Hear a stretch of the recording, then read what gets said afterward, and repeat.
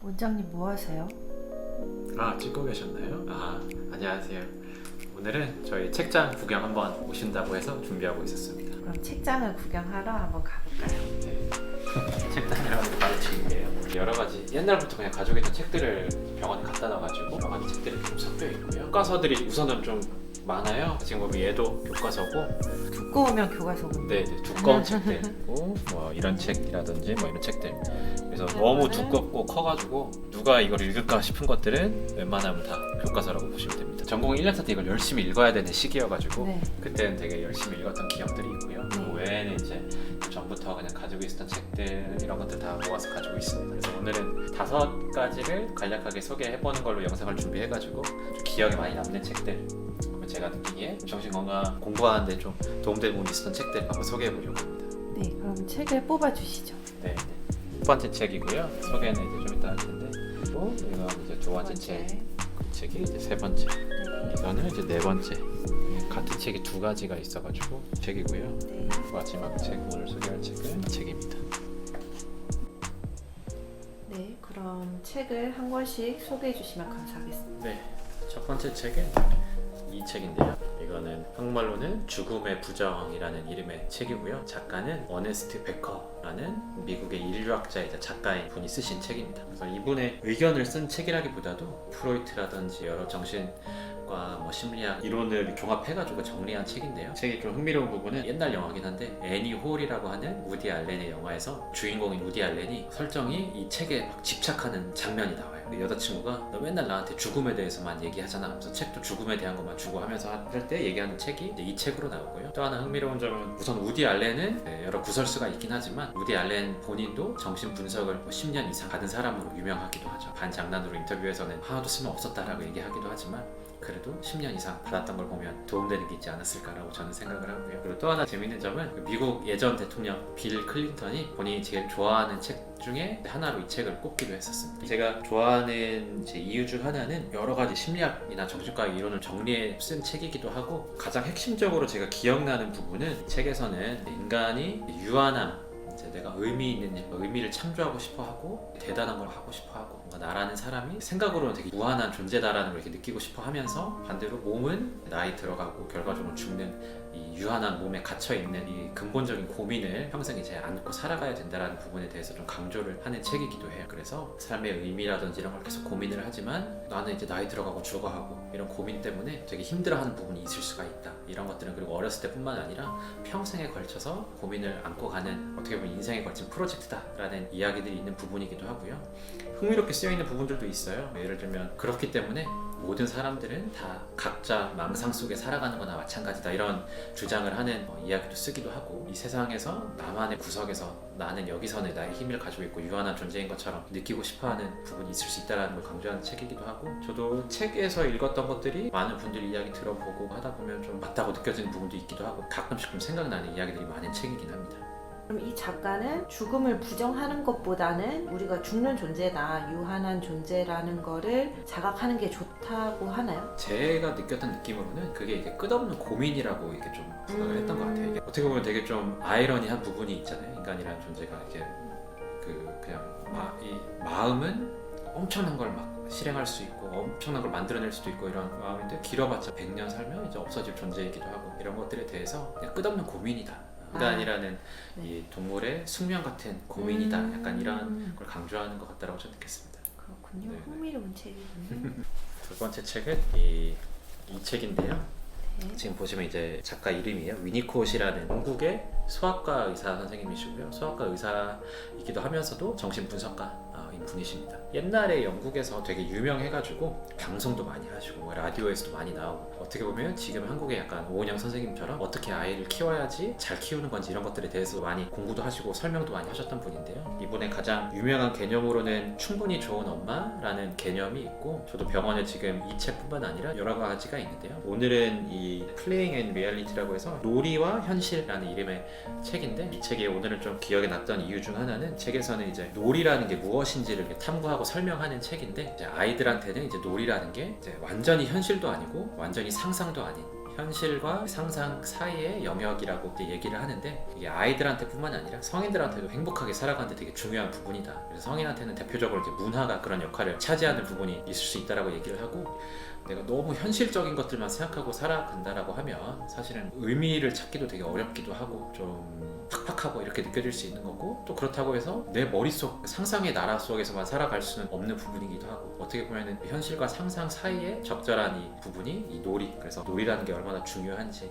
예를 들어 음악 들을 때도 같은 음악이라고 하더라도 각자 듣는 사람마다 느끼는 감정이나 이런 게 다 다를 수가 있는 것도 어떻게 보면 이런 부분에서 좀 해석할 수 있는 부분도 있고요. 저번에 제가 영상 찍었지만 오토바이를 탄다. 그래서 오토바이도 어떻게 보면 그냥 엔진이 있고 바퀴가 굴러가고 이런 건데, 그걸 통해서 예를 들면 뭐 자유를 느낀다 이런 것들도 되게 자유를 느끼는 그 개인의 뭔가가 상상과 현실 사이에 영역이 있는 것처럼 그런 부분들이 살아가는 데 되게 중요하고 필요하다라는 것들도 얘기하는 책이기도 합니다. 네, 근데 읽으신 책 치고 왜 이렇게 책이 새 거 같죠? 이 책이요? 이 책은 좀 새 거 같아요. 보시면 그래도 이렇게 밑줄이 있긴 합니다. 아, 네. 읽긴 읽거든. 아니 너무 하얘 책이. 아, 이렇게 맞아요. 구겨진 그것도 없고. 맞아요. 이 책은 제가 보니까 많이 읽진 않았던 것 같아요. 네, 네, 여기 꼭지도 접혀 있고 뭐 줄도 쳐져 있습니다. 약간 취조 느낌이 났어요. 까미, 알버트 까미의 영어로는 미스 오브 시시푸스고 한국어로는 이제 시시프 신화라고 알고 있습니다. 까미는 프랑스의 철학자이자 작가 사람이고요. 이방인이라는 책으로 많이 유명하고, 이 시시푸스의 신화 이거는 읽어보지 않았다고 하더라도 이 신화에 대해서는 여러 군데서 인용이 돼가지고 여러 군데서 많이 듣는 이야기이긴 합니다. 그래서 이 책 같은 경우는 이게 소설은 아니고 약간 이렇게 철학적인 내용을 쓴 책이어가지고, 까미라는 사람이 삶을 어떻게 생각하는지에 대해서 쓴 책이라고 보면 되고요. 기억나는 거는 사람이 삶의 의미를 되게 찾고 싶어하는 존재다. 그래서 이거를 되게 찾고 싶어하고 세상에서 이런 걸 막 찾아내려고 하는데, 세상은 아무 답을 주지 않는다. 침묵한다. 그냥 침묵하는 세상 속에서 사람이 막 의미를 찾으려고 막 하는 걸 상상하면 이게 상황이 되게 터무니없다. 그리고 뭔가 이 상황이 되게 부조리하다. 답을 찾아내고 싶은데 답은 없고, 이거를 그럼 어떻게 살아가야 되나 해서 이게 부조리라는 개념이 되게 유명하죠. 영어로는 이제 absurd라고 표현을 하는데, 이런 것들에 대해서 이제 기본적인 질문을 제시를 하고, 결과적으로는 이 까미라는 사람은 어떻게 보면 첫 번째 책에서 있었던 근본적인 고민이랑 좀 비슷한 느낌이 저는 들기는 하는데요. 어떻게 보면 삶의 의미를 찾고 싶어 하는데 삶에서는 그런 대답이 없는 이 부조리한 상황에서 그럼 어떻게 해나가야 되는지에 있어서 까미는 이제 좌절하기보다는 이 상황 자체에 반항을 해라 이런 식으로 얘기를 하기도 해요. 그 반항이 근데 어떤 의미냐는 사람마다 의견이 좀 다를 수 있기는 한데, 제가 느끼기로는 뭔가 좌절하지 않고 사랑도 하고 열정을 가지고 열심히 살아가는 걸 통해서 이렇게 반항을 해라, 부딪혀라 이런 거. 부딪혀라, 약간 이런 느낌이라고 저는 느껴지긴 했었고요. 그래서 이 상황을 비유해가지고 시시푸스라는 그리스 신화 인물을 설명을 하는데요. 제가 기억하기로 이제 제우스가 처벌로 시시푸스한테 너는 저기 가가지고 언덕 위에 돌을 계속 굴리는 처벌을 해라. 그래서 높은 언덕에 이제 하루 종일 돌을 굴리면 다시 이렇게 쭉 내려와요. 그럼 또 다시 이제 내려가서 굴려야 되는 이런 처벌에 처한 시시푸스가 마치 우리 인생이랑 좀 비슷한 부분이 있다, 이런 식으로 비유를 한 부분이 있어요. 그래서 저는 이게 좀 흥미로운 비유라고 생각이 들기도 하고, 떨어지고 돌다 떨어지고 이런 반복적인 삶을 사는 데서 어떤 의미를 찾을 수 있을까, 이런 좀 질문을 던지는 책이라고 저는 생각을 하는데, 말미에 보면은 그냥 돌 올리는 행위 자체가 사람의 가슴을 이렇게 좀 채워준다, 이런 표현을 하면서 시시푸스가 행복하다라고 우리는 믿어야 된다, 이런 얘기가 잠깐 써있는 부분이 있는데, 여러모로 좀 재미있는 책이죠. 저는 되게 삶에 대해서 여러 가지 생각을 하게 만드는 책이지 않나라는 생각이 들고, 저는 이런 삶의 부조리 이런 것들이 이방인 책에 보면은 좀 약간 느껴지는 부분이 있는 것 같아요. 그런 것도 있고, 잠깐 영화 얘기를 하자면 그 코엔 형제 영화들에서도 약간 이런 느낌이 나는 부분들이 좀 있는 것 같기도 해요. 랜덤한 이벤트들이 되게 많고, 이거에 대해서 의미를 막 찾으려고 하다 보면은 사실은 의미도 찾기도 애매한데 삶이랑 원래 이런 거다, 이런 느낌으로 흘러가는 느낌도 있기도 하고, 저는 항상 재밌게 생각하고 보는 책이긴 합니다. 그리고 이제 네 번째 책으로는 두 가지 책인데 같은 책이에요. 마커스 오우렐리우스라는 이제 로마 황제 스토아 철학자라고 이제 불리는 사람인데, 명상록이죠. 그래서 명상록, 처음에는 이 책을 제가 샀었는데 영어로 된 책을 읽어보려고 하니까 이게 번역자 분이 이 책보다는 이 그레고리 헤이스라는 번역자 분이 쓰신 게 좀 더 좋다라고 얘기를 들어가지고 두 가지를 사게 됐었는데요. 어떻게 보면은 로마의 황제고 거의 뭐 세상 꼭대기에 올라가 있었던 사람이었겠죠. 로마 시대의 황제라고 하면 상상하면 그냥 로마 엄청 그 큰 기둥에 막 집에 막 침대도 크고 막 포도 달라고 하면 바로 옆에서 포도 먹여주고 뭐 예를 들면 이런 거를 상상하는데 아니 원장님한테는 권력자가 누릴 수 있는 그 좋은 게 큰 침대와 포도군요.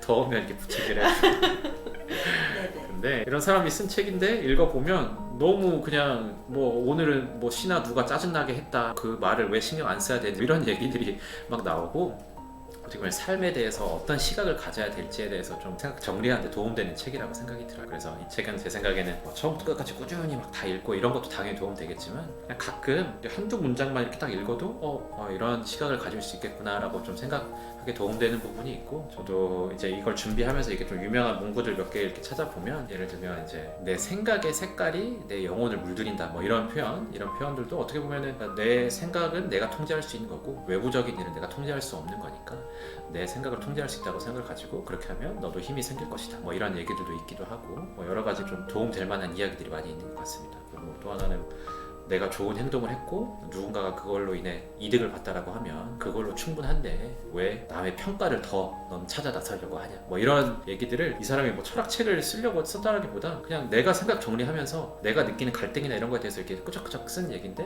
이제 뭐 몇천 년 지난 시대에 이렇게 읽는다라는 게 좀 신기하기도 하고 도움이 많이 되는 책인 것 같아요. 네, 좋습니다. 그다음에 마지막 책입니다. 마지막 책은 이제 칼 융이라는 스위스 정신과 의사이자 정신분석가인 분이시죠. 이분이 쓴 인간과 상징들이라는 이름의 책인데요. 책 겉표지만 봐도 이게 여러 가지 문화적 상징들 같은 것들이 이렇게 막 써 있는데 이제 칼 융이라는 분께서 상징에 대해서 되게 중요하게 생각을 했었던 정신분석가여가지고 이분 책을 제가 오늘 고른 이유는 정신과 공부를 하다 보면 아무래도 칼 융보다는 좀 프로이트에 대해서 먼저 배우게 되기도 하고 프로이트가 좀 더 대중적으로도 많이 알려진 부분인 것 같아요. 프로이트 아무래도 이제 무의식에 대해서 처음 많이 탐구하고 한 분이다 보니까 무의식에 대한 이야기도 프로이트를 통해서 많이 배우게 된 부분도 있기도 한데 이거는 이제 칼 융의 의견이고 이분이 인터뷰에서 한 말이긴 한데 프로이트 같은 경우는 너무 무의식을 마치 정신세계의 약간 쓰레기통인 것처럼 무섭고 처치하기 곤란하고 뭔가 억눌러야 되고 이런 것들이 다 무의식에 가 있는 것처럼 표현을 했다 보니까 무의식이 되게 무섭고 피해야 되고 되게 위험한 거인 것처럼 이렇게 표현을 한 부분이 너무 크다. 근데 이제 칼 융은 뭔가 이 무의식이라는 게 사람이 완성된 사람이 되는 것 여기서는 이제 개성화라고 표현을 하는데 결국에 보면 뭐 자아 실현이죠. 자아 실현을 하는 데 있어서 이 무의식이 되게 필수적인 부분이다. 무의식을 탐구하고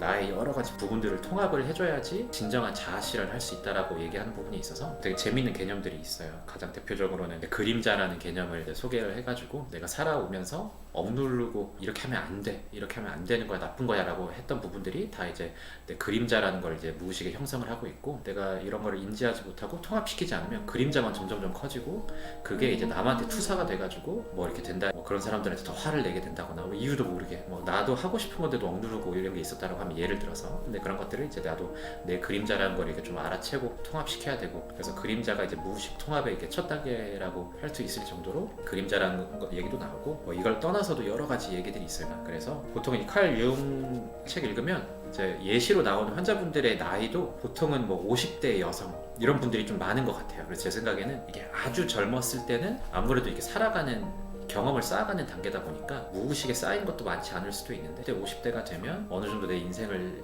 앞으로 그러면 어떻게 살아야 될지 아니면 이걸 어떻게 내가 통합시켜야 될지를 봤을 때 살아오면서 내가 무의식에 나도 모르게 저장되어 있던 부분들을 좀 통합하는 데 도움도 되고 그런 걸 하기 위해서 여기 보면은 뭐 그림 치료라든지 그림 그려라고 해보고 그림에 대해서 상징적 의미가 뭐일지 그리고 사람이라면 다 비슷한 이런 상징적인 무의식이 있기 때문에 여러 가지 다른 문화에서 좀 비슷한 부분이 많이 있을 수 있다. 그래서 예를 들면 뭐 이집트 문화에 뭐 뱀 상징이 옛날에 발견이 됐는데 뭐 아마존에 어디 보니까 비슷한 뱀 상징이 있고 그럼 뱀이라는 이런 게 어떤 걸 우리한테도 상징할까 이런 거에 대해서 좀 탐구도 하기도 하고 여러모로 흥미롭고 재밌는 얘기들도 많아가지고 5번째로 이번 영상에서 준비를 했습니다. 네, 그래서 오늘 이렇게 5가지 책으로 준비를 했는데요. 제가 정신과 공부하면서 그리고 뭐 살아가면서 좀 흥미롭게 읽었던 책들이어가지고 관심 있으신 분들은 읽어보셔도 좋을 것 같고요. 혹시 다른 책들도 나중에 좀 한 번씩 또 소개도 해보도록 하겠습니다. 네, 네. 감사합니다. 네, 감사합니다. 네, 그럼 책 정리를 해주시죠.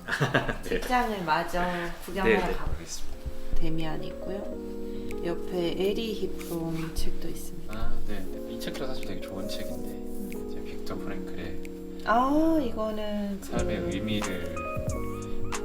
네, 이 책은 제가 대학교 1학년 때 무조건 읽어야 되는 교양 도서 중에 하나였죠. 헤네시 윌리엄스의 이제 유명한 희곡 유리 동물원도 있습니다. 네, 니체도 있습니다. 짜라투스트라 맞나요? 네. 짜라투스트라는 이렇게 말했다. 뭐 이렇게 교과서스러운 책도 있고, 네, 플라톤 책도 있습니다. 거의 내용이 기억 안 나는 진짜 오래전에 잠깐 읽었던 책인데요.